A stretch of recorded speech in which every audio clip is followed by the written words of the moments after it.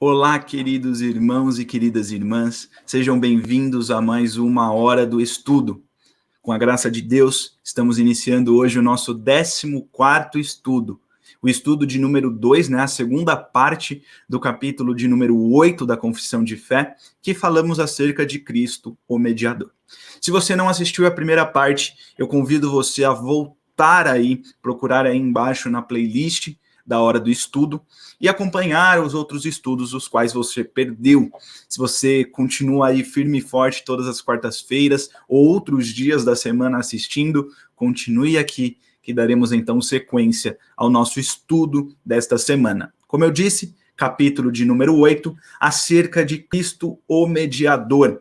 Então, antes de começarmos, meu desafio para você é sempre compartilhe este link, envie para os seus amigos, colegas, pessoas que você conhece e que sabe que elas têm curiosidade quanto a tais temas teológicos, espirituais. Mande para eles, para crescimento então deles, crescimento teológico, crescimento espiritual, crescimento na palavra do Senhor.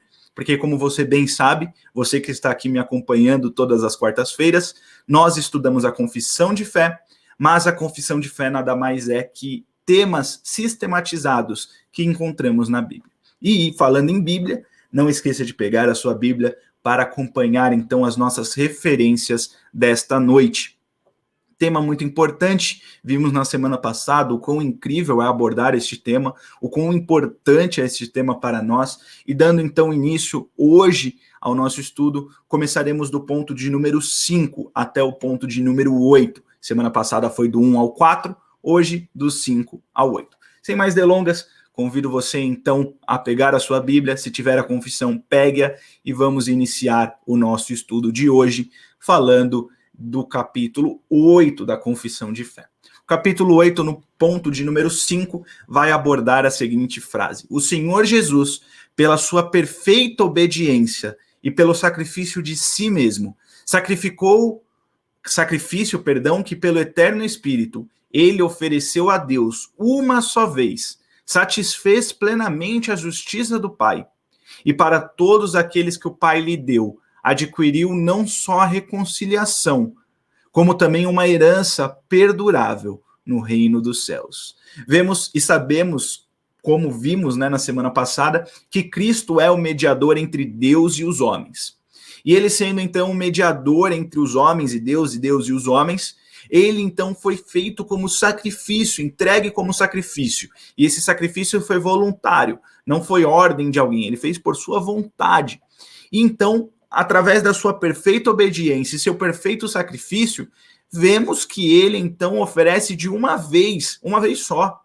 O sacrifício de Cristo é o suficiente para a salvação. Não precisa ser feito mais de uma vez, não precisa fazer outras coisas, é apenas o sacrifício de Cristo, uma única vez, que satisfaz plenamente a justiça do Pai.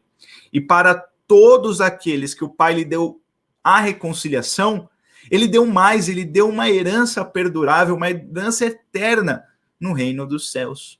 Nosso ponto de número 5 vai falar acerca do sacrifício perfeito de Jesus Cristo. Um sacrifício que é agradável ao Pai e que traz, então, uma reconciliação ao homem.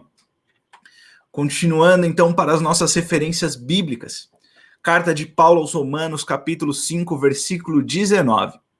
Porque, como pela desobediência de um só homem, muitos se tornaram pecadores, assim também por meio da obediência de um só, muitos se tornarão justos. Quando vemos e ouvimos no capítulo 7 acerca do pacto das obras, vemos que Adão, como nosso representante inicial, desobedeceu, e por isso todos os homens entraram em pecado. E por isso todos os homens estão em pecado por causa da desobediência do primeiro homem, do primeiro representante da humanidade, que é Adão. Porém, assim como pela desobediência de um só homem, Adão no caso, muitos se tornaram pecadores, todos se tornaram pecadores, assim também por meio da obediência de um só, muitos se tornarão justos. Não todos, porque sabemos que nem todos serão salvos, mas sabemos que os eleitos de Deus, estes sim, se tornarão justos. Efésios, outra carta de Paulo, agora aos Efésios, capítulo 1, versículo 11, nele, digo, no qual fomos também feitos herança, predestinados segundo o propósito daquele que faz todas as coisas, conforme o conselho da sua vontade. Evangelho segundo João, capítulo 17, versículo 2. Assim como lhe conferiste autoridade sobre toda a carne, a fim de que ele conceda a vida eterna a todos o que lhe deste. Vemos aqui então que Jesus Cristo é o mediador entre Deus e os homens, é aquele que se ofereceu como sacrifício, e é um sacrifício agradável e que serve para dar vida eterna àqueles a quem o Pai lhe deu. Então, Jesus Cristo vem para resgatar os seus como sacrifício agradável ao Senhor. Prosseguindo, ponto de número 6. Parece que está indo bem rápido, mas é um assunto direto, é um assunto tranquilo. Nós sabemos e conhecemos e temos a ciência de que Cristo é o mediador, que Cristo é o único caminho, a verdade e a vida. Eu acho que este tema não é tão preocupante e tão difícil assim. Então, por isso que está indo um pouquinho rápido. E eu estou deixando desta forma para o texto ficar logo aparecendo, para não ficar tirando e voltando. Então, se você está me vendo um pouquinho pequeno aí, não se assuste. Estamos fazendo testes durante os dias de apresentação, tá bom? Mas qualquer coisa, se estiver com algum problema, se estiver difícil de alguma forma entender, ou ler, ou me ver, coloca aí nos comentários embaixo, que a gente sempre procura melhorar para agradar e também transmitir de maneira agradável a palavra do Senhor. Então, capítulo de número 8, prosseguindo o ponto de número 6. Ainda que a obra da redenção não foi realmente cumprida por Cristo, senão depois da sua encarnação. Contudo, a virtude, a eficácia e os benefícios dela, em todas as épocas sucessivamente, desde o princípio do mundo, foram comunicados aos eleitos naquelas promessas. Tipos e sacrifícios, pelos quais ele foi revelado e significado como a semente da mulher, que devia esmagar a cabeça da serpente, como cordeiro morto, desde o princípio do mundo, sendo o mesmo ontem, hoje e sempre. Olha que ponto interessante. Este ponto vai falar que ainda que a obra de Cristo aconteceu na história no momento em que ele se encarnou, viveu e morreu, esta obra ela é eficaz, esta obra tem os seus benefícios até mesmo antes deste tempo, porque ela é uma obra perfeita, é uma obra divina, é uma obra do próprio Deus. Então Abraão, lá no começo, como patriarca, recebe a salvação em Cristo Jesus, mesmo nem tendo visto Jesus Cristo, mas ele ouvia da promessa esta feita à mulher em Gênesis, né, no Jardim do Éden. Então Abraão, Adão, Josué, Jacó, muitos daqueles que são personagens do Antigo Testamento, não são salvos por suas obras. Você pode falar assim, eles são salvos porque obedeceram a lei. Não, eles são salvos por causa da sua fé. A fé em Deus que prometeu que enviaria o Salvador. Eles são salvos em Jesus Cristo. E este ponto nos mostra isso, que mesmo isso acontecendo em determinado momento da história, mesmo aqueles que vieram antes deste evento, recebem o benefício e a eficácia desta obra de Cristo Jesus naquela cruz. E isto vai sendo cumprido, comunicado através das promessas, dos sacrifícios, dos tipos, do pacto de Deus com o homem. Mas ela é então feita e aplicada na história, quando Cristo se encarna, vive nesta terra, obedece à lei e, por fim, morre como sacrifício agradável ao Senhor. E é muito interessante que ele é como o cordeiro desde o princípio do mundo, sendo o mesmo ontem, hoje e para sempre. Mostra a infinidade de Jesus Cristo. Jesus Cristo é infinito. Ele é o próprio Deus. Vemos então que esta obra é para ontem, para hoje e para todos sempre. Até o dia em que ele voltará e resgatará os seus para levá-los à glória eterna. Como referências bíblicas, não podemos deixar de citar Gênesis 3,15, capítulo que fala acerca da queda do homem, do castigo do homem. Então, Deus falando para a serpente, porém, inimizade entre ti e a mulher, isto é, para a serpente, aquela que tentou Eva, tentou Adão, Então Deus, está falando para a serpente: porém inimizade entre ti e a mulher, entre a tua descendência e o seu descendente.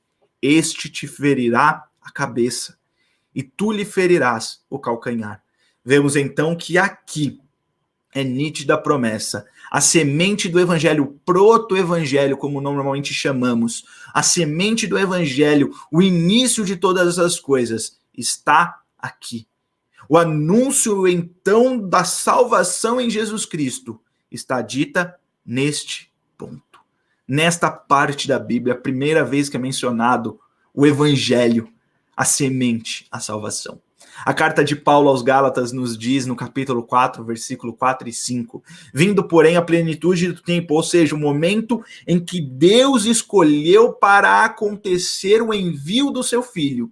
Chegando o exato momento, a plenitude do tempo, Deus enviou o seu Filho, nascido de mulher, nascido sob a lei, para resgatar os que estavam sob a lei, a fim de que recebêssemos a adoção de filhos. Somos adotados por causa do sangue de Jesus Cristo. Jesus Cristo é o verdadeiro Filho de Deus e através do seu sangue somos adotados. Por isso que temos o privilégio, por misericórdia, de chamar Deus de Pai, porque somos filhos dele, comprado por seu único Filho, que é Jesus Cristo.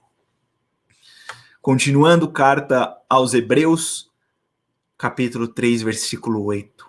Não endureçais o vosso coração como foi na provocação, no dia da tentação no deserto.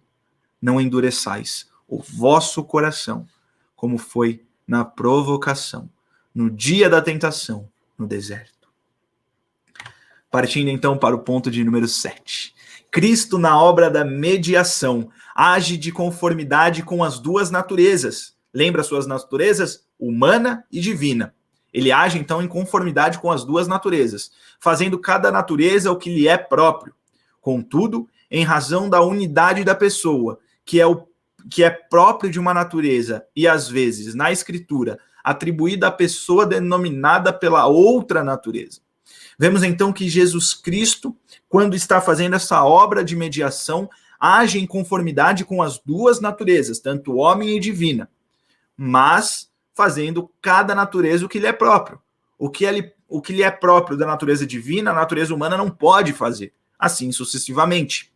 Contudo, em razão de unidade de pessoa, ou seja, ele é uma única pessoa. O que é próprio de uma natureza, ele tem que fazer. Porque ele é uma única pessoa, mas que tem duas naturezas. Ele é um ser divino. Ele é o nosso Senhor, ele é diferente de todos os homens. Porém, ele também é homem como nós somos. Ele veio, obedeceu, foi tentado, sofreu as dores, inclusive dores de cruz e dores do pecado que foram postos sobre ele, mas ele tem uma natureza divina, uma natureza que nós não temos em nós. Mas, como referências bíblicas deste ponto, para auxiliar também o entendimento, primeira carta de Pedro, capítulo 3, versículo 18, pois também Cristo morreu uma única vez pelos pecados, o justo pelos injustos, para conduzir-vos a Deus. Morto sim, na carne, mas vivificado no Espírito. Olha que versículo maravilhoso. Cristo morreu uma única vez pelos pecados dos injustos. O justo morreu pelos injustos, para conduzir estes injustos a Deus. Jesus Cristo é o único caminho, Jesus Cristo é a única verdade, Jesus Cristo é a única vida. Não há vida fora de Jesus Cristo. Ele foi morto sim na carne, mas vivificado no Espírito. Sabemos então que no terceiro dia ele ressuscitou, foi glorificado, está à destra do Pai. E com este corpo glorificado, seremos também nós glorificados no último dia, à semelhança do nosso Senhor Jesus Cristo, à semelhança daquele que morreu pelos injustos, semelhança daquele que morreu uma única vez, à semelhança do justo que se ofereceu como sacrifício. Evangelho segundo João, capítulo 10, versículo 17 e 18. Por isso, o Pai me ama, porque eu dou a minha vida para a reassumir. Ninguém a tira de mim, pelo contrário, eu espontaneamente a dou. Tenho autoridade para a entregar e também para reavê-la. Este mandato recebi de meu Pai. Jesus Cristo, na parábola, então, falando acerca do bom pastor, ele vai dizer que ele entrega a vida, ele dá a sua vida, mas não é que ninguém a tira dele mesmo, ele a dá por espontânea vontade. As pessoas poderiam pensar que estavam naquela cruz matando Jesus Cristo, tomando a sua vida por sua própria vontade, mas não, Jesus Cristo estava a entregando naquela cruz. Porque eu dou a minha vida para a reassumir, e isto ele cumpriu, ele prometeu e cumpriu, ele morreu, mas após 3 dias, no terceiro dia, ele ressuscitou e foi glorificado, venceu a morte. Este mandato recebi de meu Pai. Então, ele, como filho de Deus, obedece em todo momento às ordens e à vontade de seu Pai. Mas sabemos também que a vontade é de um único Deus, então é a vontade de Jesus Cristo também. Atos 20, versículo 28. Atendei por vós e por todo o rebanho sobre o qual o Espírito Santo vos constituiu bispos, para pastoreardes a igreja de Deus, a qual ele comprou com o seu próprio sangue. Olha quão grande é a responsabilidade de um ministro do evangelho, de um pastor que cuida do rebanho do Senhor Jesus Cristo, porque o Senhor Jesus Cristo comprou este rebanho com o seu próprio sangue, e o pastor está aqui, usado por Deus, para cuidar deste rebanho. Este rebanho foi comprado pelo sangue de um justo, por um sangue perfeito, por um sangue agradável. E Cristo, em toda a sua misericórdia e graça, permite com que homens, pecadores sim, cuidem deste rebanho. Usados por Deus, guiados por Deus, não por mérito próprio, mas por graça e misericórdia. Eles estão lá para cuidar, para pastorear. E eles devem andar atentos quanto a isso, porque este rebanho foi comprado por sangue, e sangue que só Jesus Cristo poderia derramar. Carta aos Hebreus, versículo 14 do capítulo 9. Muito mais o sangue de Cristo, que pelo Espírito eterno, a si mesmo se ofereceu sem mácula a Deus, purificará a nossa consciência de obras mortas, para servirmos ao Deus vivo. O sangue de Jesus Cristo nos transforma assim nesta terra. Não é plenamente, não é perfeitamente, mas há um processo de renovação diária, um processo, então, de regeneração diária, que faz com que a nossa consciência morra para as obras mortas. A nossa consciência é purificada através do sangue de Jesus Cristo, para servirmos ao Deus vivo, que é o Deus Criador, que é o Deus que tudo formou, que criou do nada todas as coisas. Pelo sangue de Jesus Cristo, recebemos então algo novo em nosso coração, algo novo em nossa vida. A natureza pecaminosa agora tem algo que a contrasta, que é a natureza do nosso Senhor, que é algo novo em nosso coração, uma natureza regeneradora. Paulo escreve: enchei-vos do Espírito Santo. Devemos nos encher do Espírito Santo para conseguir então viver esta vida terrena, glorificando, servindo, adorando, amando verdadeiramente ao Deus vivo. Para não nos inclinarmos a nossa consciência e as nossas atitudes às obras mortas, às obras que não agradam a Deus. Chegando então ao nosso último ponto, ponto de número 8. Cristo, com toda certeza e eficazmente, aplica e comunica a salvação a todos aqueles para os quais ele a adquiriu. Jesus Cristo, com certeza e de maneira eficaz, aplica e comunica, usando meios ordinários e extraordinários, a salvação a todos aqueles para os quais ele a adquiriu. Ou seja, Jesus Cristo naquela cruz adquiriu a salvação para os seus. E ele não vai fazer com que um dos seus se perca no meio do caminho. esta obra da salvação será aplicada sim aos seus, porque ele os adquiriu naquela cruz. Ele nos adquiriu naquela cruz. Por isso que esta sua obra, ela é com certeza eficaz, ela é aplicada e comunicada a todos aqueles aos quais Jesus Cristo morreu naquela cruz.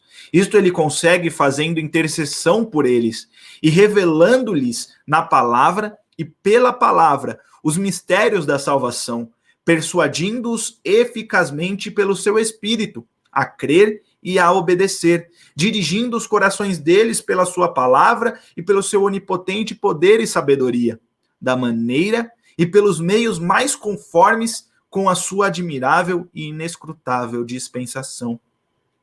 Jesus Cristo vai usar os meios, a palavra, o agir do Espírito Santo no homem, a crer, a obedecer.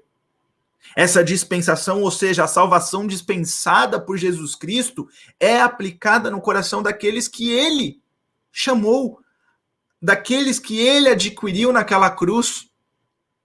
E através disso, através da palavra, pela palavra, ele revela então o poder dessa salvação.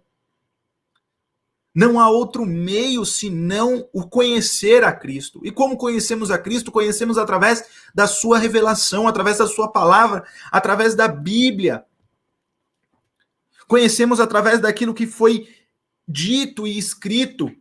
Conhecemos através de Gênesis, onde o homem é criado, ele cai, ele peca, é prometido um Salvador, e em Jesus Cristo, no Novo Testamento, ele vem à Terra e morre para salvar os seus. Em Jesus Cristo há a salvação. Então ele usa o mistério, então, desta salvação que é revelada em sua palavra para alcançar os seus. Mas ele usa também os seus para alcançarem outros. Nós conhecemos, então, a grande comissão, toda a autoridade foi dada a Jesus Cristo, tanto no céu quanto na terra. Ide, portanto, e fazei discípulos, ensinando-os a guardar todos os mandamentos. E eu serei convosco até o final, até o fim de tudo. É um mandamento, há um mandato, há uma ordem de Jesus Cristo aos seus.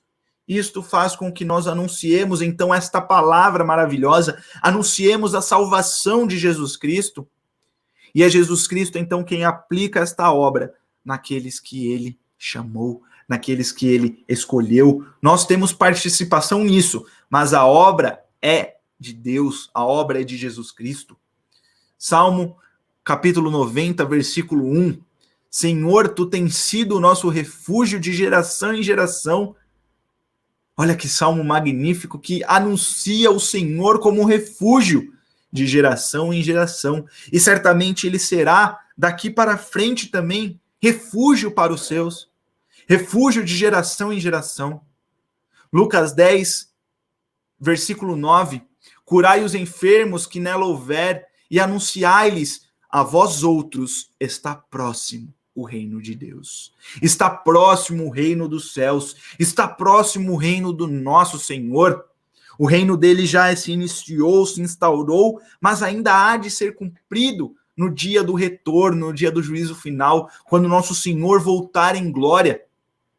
Mas ele já se iniciou aqui. A obra já se iniciou. Romanos 8, versículo 9. Vós, porém, não estáis na carne, mas no Espírito, se de fato o Espírito de Deus habita em vós. E se alguém não tem o Espírito de Cristo, esse tal não é dele. Se nós temos o Espírito de Deus verdadeiramente em nosso coração, podemos clamar de dentro do mais profundo do nosso ser que nós somos de Cristo. Mas se não temos o Espírito de Cristo dentro de nós, não podemos falar que somos dele, porque não somos. Segunda carta de Paulo aos Coríntios, capítulo 4, versículo 13. Tendo, porém, o mesmo Espírito da fé, como está escrito, eu criei, por isso é que falei. Também nós cremos, por isso também falamos. Nós anunciamos o Evangelho. Nós anunciamos a salvação em Jesus Cristo, porque nós cremos que ela é verdadeira, porque nós cremos que ela é o único caminho para a salvação, que não há outro caminho a não ser Jesus Cristo. E por crermos nisso, nós falamos, nós anunciamos. Nós recebemos um mandato de nosso Senhor Jesus Cristo. Os discípulos que ali estavam ouviram a ordem de pregar, de anunciar o evangelho, de anunciar a boa nova.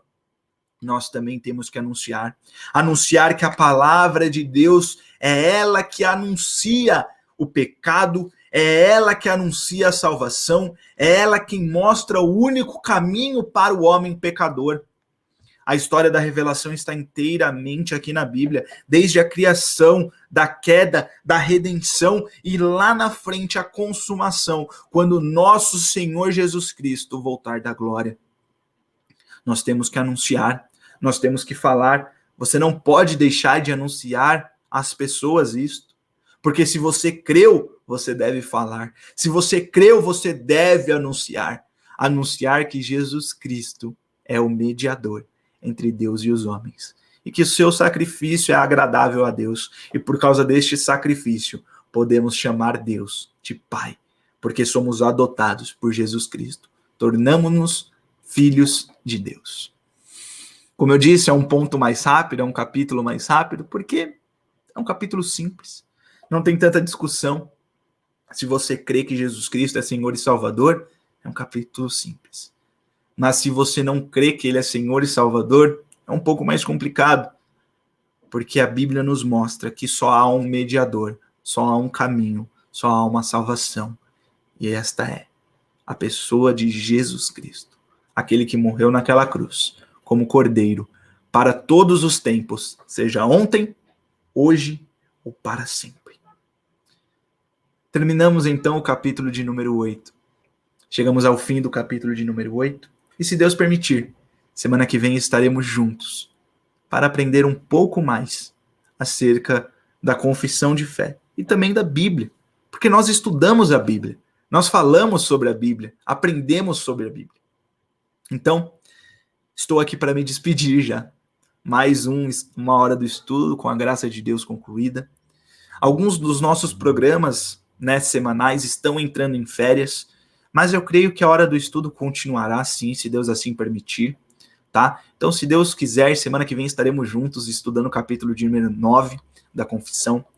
Mas se não tiver nenhuma hora do estudo, certamente terá algum outro programa, algum outro momento para vocês, mas não percam a programação da nossa Unida TV, porque estamos aqui para glorificar a Deus, mas edificar a vida de cada um que nos assiste. Que este momento seja um momento bom para você, um momento de crescimento teológico e espiritual, um momento onde você aprende mais do seu Senhor Jesus Cristo. Aprenda mais da obra maravilhosa de Deus. E que isto glorifique ao Senhor, porque é Ele quem o fez, e Ele fez para a sua própria glória. Que o Senhor te abençoe grandemente, que o Senhor te guarde, te dê uma ótima noite de descanso. Que o Senhor seja contigo, te abençoando grandemente. Que você seja também instrumento, na obra do Senhor, anunciando o Evangelho. Fomos desafiados hoje a isso. Fomos desafiados a anunciar as boas novas do nosso Senhor. Ele é o único mediador entre Deus e os homens. Que Deus te abençoe grandemente, uma ótima noite, fique com Deus e, se Deus permitir, até a semana que vem.